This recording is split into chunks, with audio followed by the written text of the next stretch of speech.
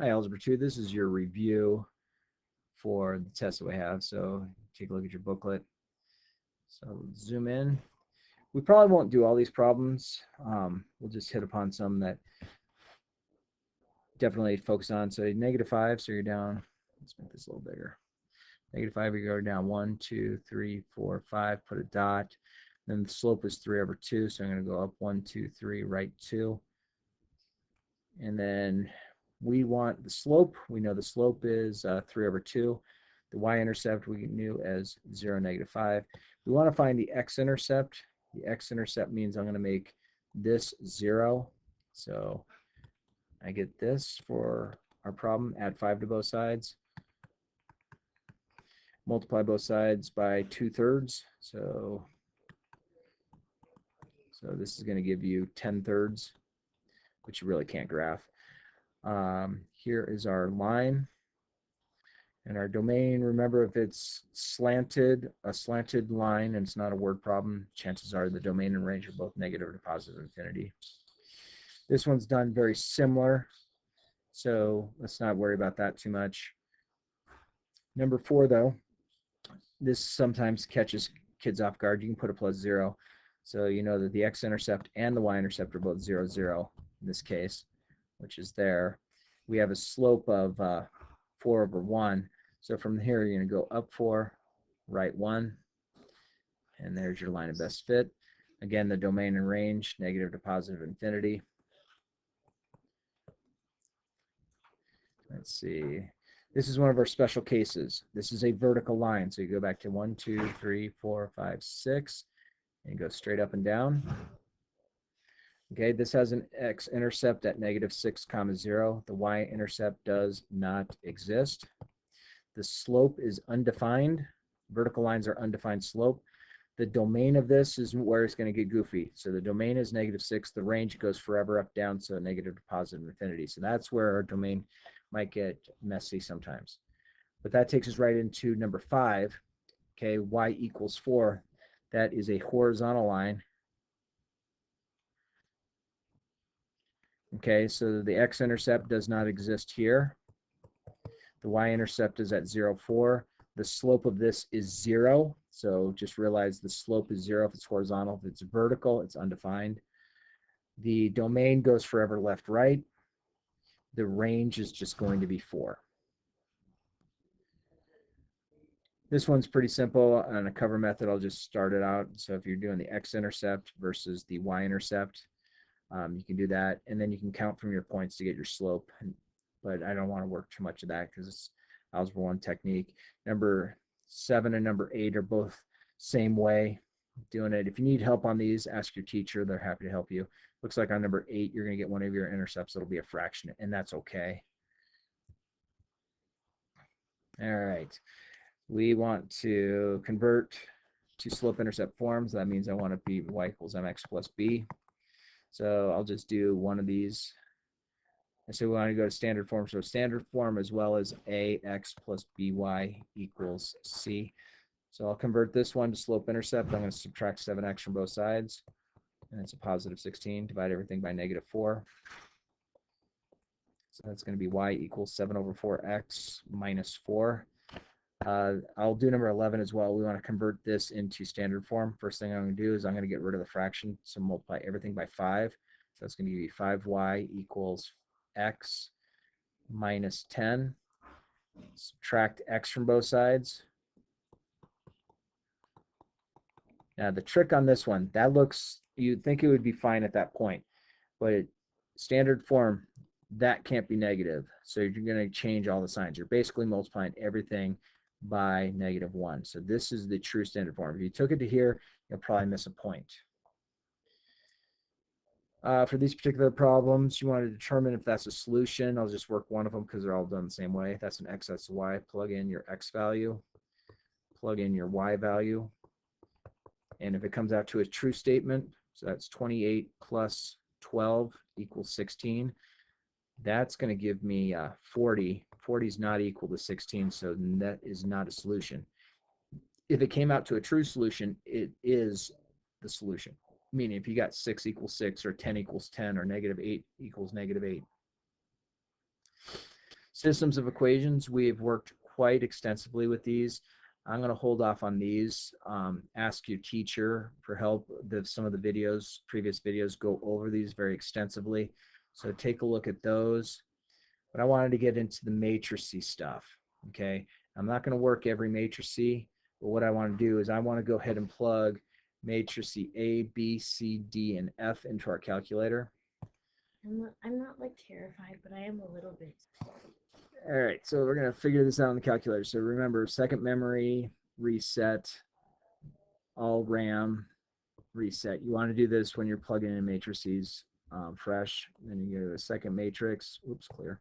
Second matrix. We're going to edit A. A happens to be a 2 by 2.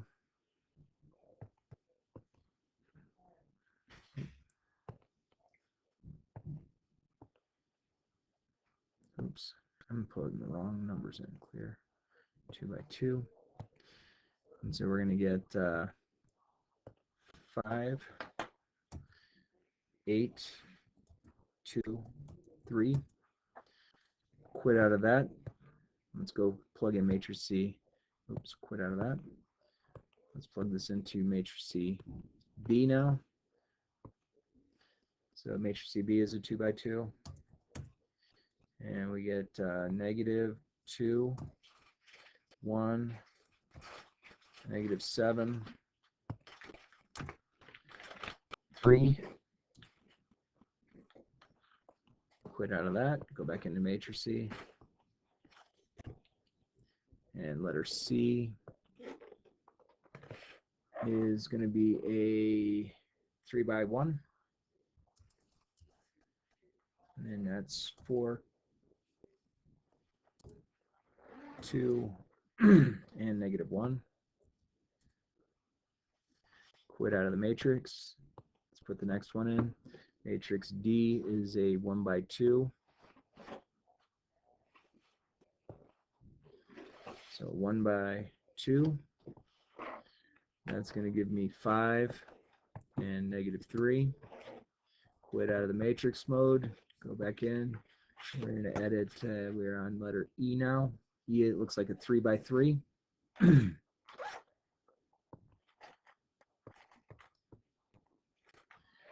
So I'm going to get 3, 0, negative 3. I'm going to get 7, 1, 0. I'm going to get 0, negative 1, and 2. Quit out of matrix C. So that was, go back into second matrix. So letter F is our last matrix C. Looks like a 2 by 3.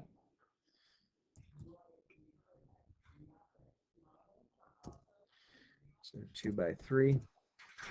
And then we're going to get negative 4,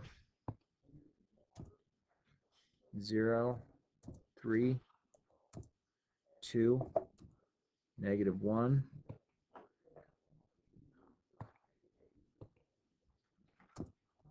and 1. Go ahead and quit out of the matrices, and now we can go and start progressing through these problems. So going to the first problem, 3a minus 2b. So 3a minus 2b. I'm not going to work all of these, we'll just do some of them. So remember the number out front is called a scalar. So I'm going to go 3a, oops, I did 33 for some reason. 3a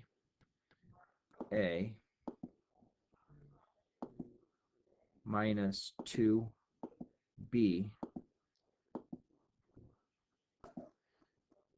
And there's your answer. There's no work to show, it's just done. Okay, let's find some others that get a little goofier on these. Like number 29. Well, let's look at 28 first. So I want the inverse of A times B. So you can go back in. So the inverse of A. So matrix A. I want to find the inverse. It's x minus 1 times matrix B.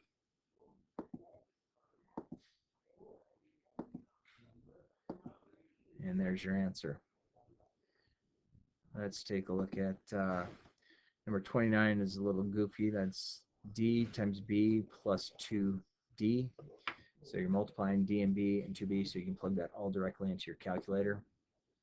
So I'm going to go second matrix D times B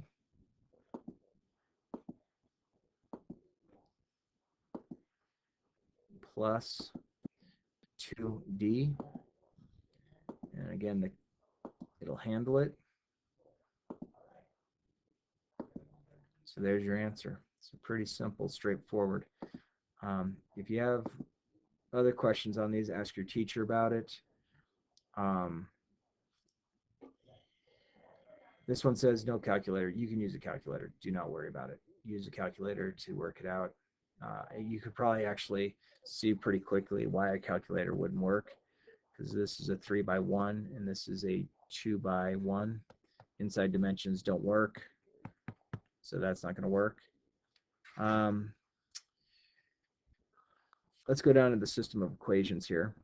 So we're going to plug in this matrix C.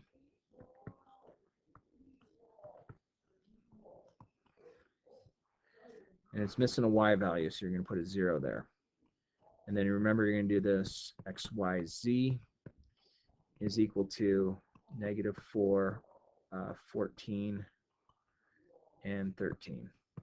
Okay, so in order to do this problem, we're not going to worry about plugging it in. You're going to plug this into your calculator. You're going to raise it to the -1 power. Okay, that finds the inverse. You're then going to take whatever the inverse is, and you're going to multiply it times this matrix C in front of it. And then what is going to happen is it's going to find you your x, y, z in that order, going straight down. Okay, you should be able to do some of these as far as working it out. Let's see, number 33 says, before heading to the gym, you have Nick, Jalen. So you have Nick, Jalen, and Mateo buy pre-workout snacks, convenience store. Nick buys 2 protein shakes and 3 bottles, and these are just what we're solving for. Buys 2 protein shakes, 3 bottles of Gatorade, and a banana, and he paid $25. It says Jalen buys 3 protein shakes, 2 bottles of Gatorade, and 2 bananas for $28. And then Mateo doesn't like protein, doesn't get any, has 3 Gatorades and 7 bananas, and spends $19. So this is just like the one up above. Now you're going to take N, J, and M, make those X, Y, and Z. Okay, make that an X, make that a Y, make that a Z. So again, you're going to find the inverse of this. So remember, you plug it into your calculator, and you find the X to the -1, and then you're going to multiply it times here. And then the answer will be a 3x1, and that'll tell you, how much each item costs for them. Okay. Number 34 is done very similar. That should help you out. So if you have any questions, talk to your teacher about it. Have a great day. Take care, one.